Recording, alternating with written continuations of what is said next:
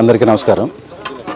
ఈరోజు హైదరాబాద్లో గండిపేటలో ఉన్నటువంటి మాతాజీ ఆశ్రమంలో ఉన్నామండి.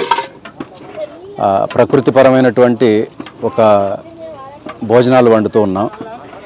ఒక ఆదర్శ వివాహానికి చెప్పాలంటే ప్రకృతి హిత వివాహ మహోత్సవానికి భోజనాదులు ఇప్పటికీ పూర్తయిపోవచ్చాయి. ఇక్కడ భోజనాలు ఇంత దూరం నుంచి, మాది చిత్తూరు జిల్లా పలమనేరు అయితే, ఇంత దూరం నుంచి వచ్చి ఇక్కడ ఉన్నటువంటి వాళ్ళందరికీ విషరసాయనాలు లేనటువంటి అమృతాహారాన్ని ఇవ్వడం ఒక సంతోషాన్ని ఇచ్చేటువంటి విషయం అయితే, మరొక ఇంకా ఆనందదాయకమైనటువంటి విషయం ఏంటంటే, ఈ గోశాల నడుమ వివాహ వేదిక ఉంచడం. మీరు వివాహ వేదికకు సంబంధించినటువంటి దృశ్యాలు కూడా చూడొచ్చు. చుట్టూ గోమాతలు, దాదాపు 350 నుంచి 400 గోమాతలు, నందులు, అలాగే ఆ గోమాతల యొక్క వత్సలతో అంటే బిడ్డలతో, వాస్తవానికి ఒక గోమాతని సకల కోటి దేవతల యొక్క సమూహంగా చెప్తారు. అలాంటిది 350 నుంచి 400 గోమాతల మధ్య వివాహ వేదికను ఏర్పాటు చేసి ఒక ఆదర్శ వివాహాన్ని చేయాలనుకోవడం నిజానికి హుసేన్ బాబు గారికి, వాళ్ళ కుటుంబ సభ్యులకి, అలాగే వాళ్ళ యొక్క బంధు మిత్రులందరికీ కూడా అది ఒక గొప్పదైనటువంటి కృతజ్ఞతను చాటుకోవాలి. మాతాజీ సమక్షంలో జరిగినటువంటి వివాహం అండి ఇది. సహజంగా నిన్నటి నుంచి మాతాజీతో మాట్లాడుతున్నప్పుడు వివాహం అంటే ఏంది, భారతీయ సంస్కృతిలో వివాహానికి ఎందుకంత ప్రాముఖ్యత, ప్రాధాన్యతనిస్తారు, వివాహానికి ఏర్పాట్ల దగ్గర నుంచి సనాతన ధర్మం ఉట్టిపడే విధంగా ఒక్కొక్క ఏర్పాటుకి సంబంధించినటువంటి దాని వెనుకున్నటువంటి హైందవ ధర్మాన్ని వివరించి చెప్పారు. అంటే వేదికను ఏర్పాటు చేసిన దగ్గర నుంచి, అలాగే వాళ్ళకి వేషధారణ దగ్గర నుంచి, భారతీయ సంప్రదాయానికి సంబంధించిన వేషధారణ, అలాగే వేదిక మీద ఉన్నటువంటి ఆ హోమగుండం, యజ్ఞానికి ఉపయోగించేటువంటి ఆ హోమానికి ఉపయోగించేటువంటి సమిధల దగ్గర నుంచి శాస్త్రోక్తంగా అది కూడా మనకు వైదిక ధర్మం తెలుపుతుంది. వేదాల్లో వివాహ మహోత్సవాల గురించి చాలా గొప్పగా వివరించబడి ఉంది. ఆ గొప్పతనాన్ని ఉదయాన్నే ముహూర్తానికి ముందు, దాదాపు ఒక 3 గంటలకు ముందు నుంచి ఆ నూతన దంపతులను కూర్చోబెట్టి, నూతన దంపతులు అంటే ఆది దంపతులైనటువంటి పార్వతీ పరమేశ్వరులతో సమానం అని వివరణ చెప్పి, పెద్దలు ఎవరైతే ఉన్నారో అప్పటి వరకు అక్కడ కన్యాదానం చేసినటువంటి వాళ్ళు కానీ, కన్యను పుచ్చుకున్నటువంటి వాళ్ళు కానీ, వాళ్ళు అప్పటి వరకు గడిపినటువంటి ఆదర్శ జీవితాన్ని నూతన దంపతులకు నేర్పడం కానీ, అసలు చాలా గొప్పదైనటువంటి వివాహాన్ని నేను కళ్ళారా చూశాననేటువంటి అనుభూతి కలిగింది. ఆదర్శమైనటువంటి ఈ వివాహానికి దాదాపు ఒక 6 రకాల దేశవాళీ వరి బియ్యంతో భోజనాన్ని వండేటువంటి అదృష్టం దక్కింది. నేను ఒక్కడనే కాదు, దాదాపు ఒక 12-13 మంది రైతులు ఇందులో ఇన్వాల్వ్ అయ్యారు. మా గురువు గారు విజయరామ్ గారు దీనికి మూల కారణం. వాస్తవానికి ఆయన సమక్షంలో ఆయనతో పాటు జరగాల్సినటువంటి కార్యక్రమం, ఒక ముఖ్యమైనటువంటి కార్యక్రమానికి ఆయన వెళ్ళారు. కాబట్టి ఆయన చెప్పినటువంటి బాధ్యతని భుజస్కంధాల మీద తీసుకొని ప్రకృతి వ్యవసాయ రైతులందరం కూడా మా వంతుగా ఇక్కడ అమృతాహారాన్ని ఇవ్వడంలో మేమందరం కూడా నిమగ్నులయ్యాం.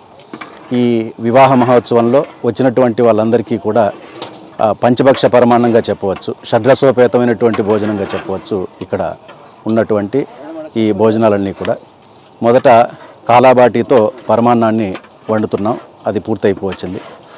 ఆ తర్వాత భక్ష్యాలు, దాదాపు ఒక 600 మందికి భక్ష్యాలు. తర్వాత చిట్టి ముత్యాలు బియ్యంతో వెజిటేబుల్ పులావ్, దాంతోపాటుగా ఒక చిత్రాన్నం, మైసూరు మల్లిగా బియ్యంతో చిత్రాన్నం వండి ఇప్పుడు సిద్ధం చేసాం. దానితోపాటు మనకు పెరుగన్నానికి మేము ఏదో ఒక రెడ్ రైస్ను ఉపయోగించేటువంటి వాళ్ళం. ఈ కార్యక్రమంలో మాకు కుదిరినటువంటిది ఏంటంటే కుళ్ళాకరి బియ్యంతో పెరుగన్నం, అలాగే వైట్ రైస్తో పప్పుకి, సాంబార్కి, రసానికి, వాటికి బహురూపి బియ్యంతో వైట్ రైస్ పొడన్నంగా మేము ఇక్కడ చూసాం.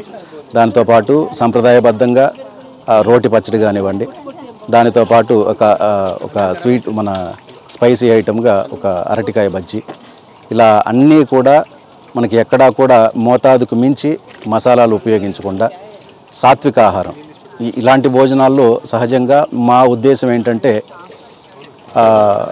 రైతులందరూ కలిసి ఇలాంటి దేశవాళీ వరి భోజనం ఏర్పాటు చేయడం, దాన్ని రుచి చూపించడం, ఔషధ గుణాలు పోషక విలువలు తెలియజెప్పడం ప్రధానంగా జరుగుతూ ఉంటుంది. హుసేన్ బాబు గారు ముందుకొచ్చి విజయరామ్ గారిని కలవడం, విజయరామ్ గారు మాలాంటి వాళ్ళ యొక్క ఫోన్ నంబర్లు ఇచ్చి మాలాంటి వాళ్ళతో మాట్లాడించడం, భోజనాలు ఎలా ఉండబోతున్నాయి, ఎలా వండుతారు, ఎంతమందికి అయితే మీరు ఏర్పాట్లు పూర్తి చేయగలరు అని దాదాపు ఒక వారం 10 రోజుల నుంచి మాతో నేరుగా మాట్లాడడం, మాకు కావాల్సినటువంటివన్నీ కూడా సమకూర్చడం, ఇవన్నీ సకాలంలో జరిగాయి కాబట్టి భోజనాలన్నీ కూడా సంతృప్తిగా మంచి రుచికరంగా వస్తూ ఉన్నాయి. ఇంకాసేపటికి ఆ రుచిని కూడా అందరూ కూడా చూడబోతూ ఉన్నారు. ఇక్కడ ప్రధానమైనటువంటి ఉద్దేశం ఏంటంటే ఇలాంటి భోజనాలకి రైతులు నేరుగా ఇన్వాల్వ్ అవ్వడానికి క్యాటరింగ్కి ఇచ్చి వాళ్ళు ఎలాంటి పదార్థాలు ఉపయోగిస్తారో తెలియదు. అంటే ఇంగ్రీడియంట్స్, రా మెటీరియల్ ఎక్కడి నుంచి తీసుకొస్తారో తెలియదు.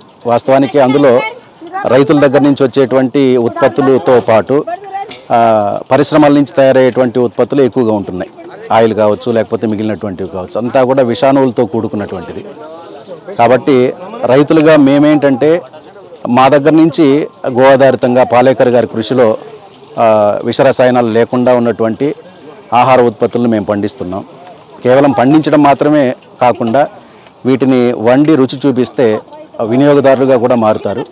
తిన్నటువంటి వాళ్ళు ఎవరైనా రైతులుగా ఉంటే రైతులుగా మారేటువంటి అవకాశం ఉంది. కాబట్టి ఇది ప్రధానంగా మేము తీసుకొచ్చి ఇలాంటి ఆహారాలన్నీ కూడా మేము కల్పిస్తూ ఉన్నాం. ఇందులో ప్రత్యేకించి మేము అభినందించాల్సిన విషయం ఏంటంటే నూతన వధూవరులు వాళ్ళ నాన్నగారు ఎప్పుడైతే ఇలాంటి భోజనాలు వండి పెడదాం, విజయరామ్ గారు ఎమరాల్డ్స్ స్వీట్ స్టాల్లో కావచ్చు, సేవ సంస్థలు కావచ్చు భోజనాలు పెడుతున్నారు. ఆ భోజనం రుచి చూసాం. ఇలాంటి భోజనాలు మన బంధువులకి పెళ్ళిళ్ళప్పుడు పెడితే చాలా బాగుంటుందంటే ఈ జనరేషన్ పిల్లలు సహజంగా ఒప్పుకోకపోవడం ఉంటుంది. కాకపోతే ఈ నూతన దంపతులు మాత్రం ఎంత సంతోషంగా అంటే అంత సంతోషంగా అంగీకరించడం కాకుండా రైతుల యొక్క పేర్లను మనం వివరిద్దామండి. భోజనాలు ఎవరైతే మన బంధువులు కావచ్చు, మిత్రులు కావచ్చు వచ్చారో ఆ రైతులు ఎంతమంది అయితే ఈ వివాహ వేడుకకు ఇన్వాల్వ్ అయ్యారో వాళ్ళ పేర్లు, వాళ్ళ ఫోన్ నంబర్లు మనం ఇద్దామని చెప్పి వాళ్ళు అన్నారంట. మా ఉద్దేశం కూడా ఏంటంటే మేము అన్ని కార్యక్రమాలకి రైతులుగా వెళ్ళి భోజనాలు వడ్డించడంలో ప్రధాన ఉద్దేశం ఏంటంటే నో యువర్ ఫార్మర్. మీ రైతు ఎవరో మీరు తెలుసుకోండి. సహజంగా మీ డాక్టర్ ఎవరో మీకు తెలుసు, మీ లాయర్ ఎవరో మీకు తెలుసు, మీ టీచర్ ఎవరో మీకు తెలుసు, అలాగే మీరు వేసుకున్నటువంటి దుస్తుల యొక్క బ్రాండ్ ఏంటో మీకు తెలుసు. వాటిలో ఎక్కడా కూడా రాజీ పడరు. మరి తినేటువంటి ఆహారం విషయంలో మాత్రం విషం తింటున్నాం అనేటువంటిదే ప్రధానమైనటువంటి ఉద్దేశం. రైతు ఎవరో తెలియదు. మరి రైతు మేము పండిస్తున్నటువంటి వాళ్ళమని చెప్పి ఇలాంటి వివాహ వేడుకల్లో కావచ్చు, లేకపోతే ముఖ్యమైనటువంటి వేడుకల్లో కావచ్చు మేము ముందుకొచ్చి మేము పండించినటువంటి ఉత్పత్తులు ఇవి పండించడమే కాదు వండి పెడుతున్నాం కూడాను. ఇవి సహజంగా మిగిలినటువంటి వాళ్ళు వండడానికి కొద్దిగా కష్టంతో కూడుకున్నటువంటిది. అంటే ప్రొఫెషనల్గా ఎవరైతే వంట మాస్టర్లు ఉన్నారో వాళ్ళకి కొన్ని రకాల బియ్యంతో ఎలా వండాలో తెలియదు, ఎంతసేపు నానబెట్టాలో తెలియదు, ఎంత వాటర్ రేషియోలో ఇవ్వాలో తెలియదు. రాత్రి నుంచి వాళ్ళతో మేము దగ్గరుండి ప్రధానంగా దాదాపు ఒక 60 నుంచి 70% పనులన్నీ మేమే ముగిస్తూ ప్రొఫెషనల్గా వండేటువంటి వంట మాస్టర్లు ఎవరైతే ఉన్నారో వాళ్ళని సహాయానికి ఉంచుకున్నాం. వాళ్ళ సహాయం తీసుకుంటూ మంచిగా భోజనాలు అయితే వస్తున్నాయి. కాబట్టి ఈ ఉద్దేశం ఏదైతే ఉందో మీ ఫార్మర్ ఎవరో మీరు తెలుసుకోండి, నో యువర్ ఫార్మర్ అనేటువంటి కాన్సెప్ట్తో మేము అనేక మంది రైతులం వాస్తవానికి తెలంగాణ ఆంధ్రాలో ఉన్నటువంటి రైతులందరం కూడా కలిసే చేస్తున్నాం. ఈ కార్యక్రమానికి కూడా నాగమణి గారు మాకు ప్రధానంగా హెల్ప్ చేశారు. ఇంత దూరంలో మా ప్రాంతం నుంచి వంట మాస్టర్లు తీసుకురావడం కష్టం కాబట్టి ఆమె గ్రామభారతి అనేక కార్యక్రమాల్లో పార్టిసిపేట్ చేసి భోజనాలు వండుతున్నారు. కాబట్టి మీ ప్రాంతానికి వస్తున్నామమ్మా మేము, మీరు ఎవరితో అయితే వండిస్తున్నారో వాళ్ళని తీసుకురావాలంటే ఏమాత్రం కాదనకుండా తీసుకొచ్చి మాకు చాలా వరకు హెల్ప్ చేశారు. విజయరామ్ గారు లేనటువంటి లోటు మేమందరం కలిసి మేము ఇక్కడ ఈ కార్యక్రమంలో తీరుస్తున్నాం. మా తెర వెనుకగా అన్ని కార్యక్రమాలను పర్యవేక్షిస్తూ ఏవేవి సలహాలు చెప్పాలనో విజయరామ్ గారు దగ్గరుండి చెప్పిస్తూ ఉన్నారు. ఇలాంటి ఆదర్శ వివాహాలు అనేకం జరగాలి. మీకు సహజంగా మనం ఆర్భాటానికి పోయి అనేక ఖర్చులు చేస్తూ ఉంటాం. వివాహంలో కూడా అనవసరమైనటువంటి ఖర్చులు. ఎంత తింటున్నారు, ఎన్ని రకాల ఆహార పదార్థాలు తింటున్నారు, ఎన్ని వెరైటీస్ ఉంటున్నాయి అనేటువంటిది కౌంటే ఉంటుంది. కానీ ఎంత ఆరోగ్యకరమైనటువంటి భోజనం ఇస్తున్నాం అనేటువంటిది ఆలోచన లేకుండా ఉంటుంది. ఇలాంటి ఆదర్శ వివాహాలు మిగిలినటువంటి వాళ్ళందరికీ కూడా మనకు తెలిసి వచ్చేలా చేస్తుంది. రైతులు నేరుగా ఇన్వాల్వ్ అయ్యేటప్పుడు రైతులకు మీరు నేరుగా సహాయం చేసినటువంటి వాళ్ళు అవుతారు.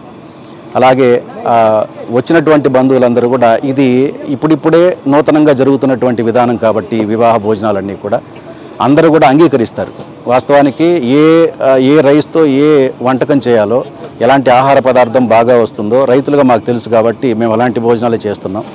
తిన్నటువంటి వాళ్ళందరూ కూడా సంతోషాన్ని వ్యక్తం చేస్తున్నారు. ఉదయాన్నే కట్టె పొంగల్ చేసాం బహురూపితో, అలాగే సగ్గుబియ్యం పాయసం చేసాం, పల్లీల చట్నీ చేసాం. అందరూ కూడా చాలా బాగుందని మెచ్చుకున్నారు.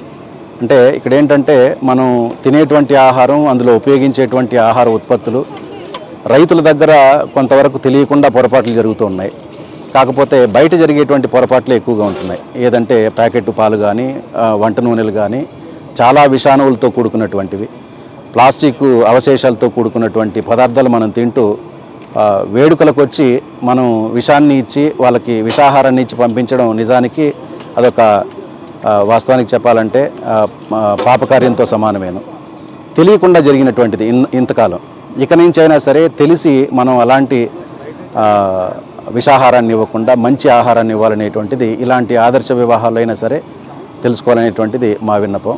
నేను ప్రత్యేకంగా మరీ ఒక తన్మయానికి గురి చేసినటువంటి వేదిక వివాహ వేదిక. చుట్టూ గోశాల, మేము ప్రకృతి వ్యవసాయం చేసేటువంటి రైతులుగా గోమాతలను పూజిస్తాం, భూమాతను పూజిస్తాం.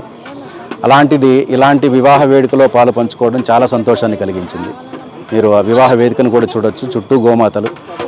ఒక గోమాత యొక్క ఆర 500 అడుగులు ఉంటుందంట.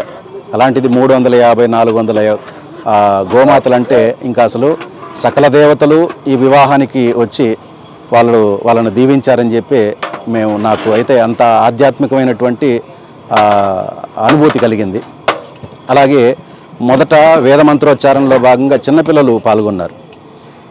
మాతాజీ మనకు అడుగుజాడల్లో దాదాపు ఒక 30 మంది, ఇక్కడ 30 మందితో కూడుకున్నటువంటి ఒక వేద పాఠశాల ఉంది. వివాహ వేదిక మీదకి వచ్చి ఆ పిల్లలందరూ కూడా వేద మంత్రోచ్చారణ చేసి నూతన వధూవరులను వాళ్ళు దీవించడం కావచ్చు. ఆ తర్వాత మాతాజీ అనేక విశేషాలు, వివాహానికి సంబంధించినటువంటి విశేషాదులు, యజ్ఞోపవీతం, యజ్ఞంలో ఉపయోగించినటువంటి సమిధలు, అలాగే సప్తపది, ఒక్కొక్క అడుగుకి ఉన్నటువంటి ఒక్కొక్క అర్థాన్ని, అందులో ఉన్నటువంటి నిగూఢ అర్థాన్ని, హైందవ ధర్మాన్ని, సనాతన ధర్మాన్ని ఆమె వివరించినటువంటి విధానం మాత్రం నిజానికి చాలా గొప్ప అనుభూతిని కలిగించింది. నూతన వధూవరులు కూడా అంతసేపు ఓపికగా అక్కడ చూడడం, అక్కడ ఉండటం అనేటువంటిది. వేదిక కింద ఎవరైతే వివాహానికి వచ్చారో వాళ్ళందరూ కూడా కట్టుకదలకుండా దాని వెనుకున్నటువంటి హైందవ ధర్మాన్ని, ఆ కారణాలను వినడం చాలా సంతోషాన్ని కలిగించింది. ఇలాంటి వివాహ వేడుకలే జరగాలి. మన ధర్మం ఏంటో వివాహ వేడుకల్లోనే తెలుస్తుంది. మన సంస్కృతి ఎంత గొప్పదో వివాహ వేడుకలను తెలుస్తుంది. రకరకాల ఇప్పుడు సంస్కృతిగా మనకు చెప్పచ్చు, డీజేలు అనొచ్చు, లేకపోతే ఇంకోటి అనొచ్చు. వేటికి పోకుండా మంచి సాంప్రదాయాన్ని రాబోయే తరానికి మనం చూపించేటువంటిది ఒక వివాహంలో మాత్రమే. కాబట్టి ఇలాంటి వివాహ వేడుకలు పదే జరగాలి.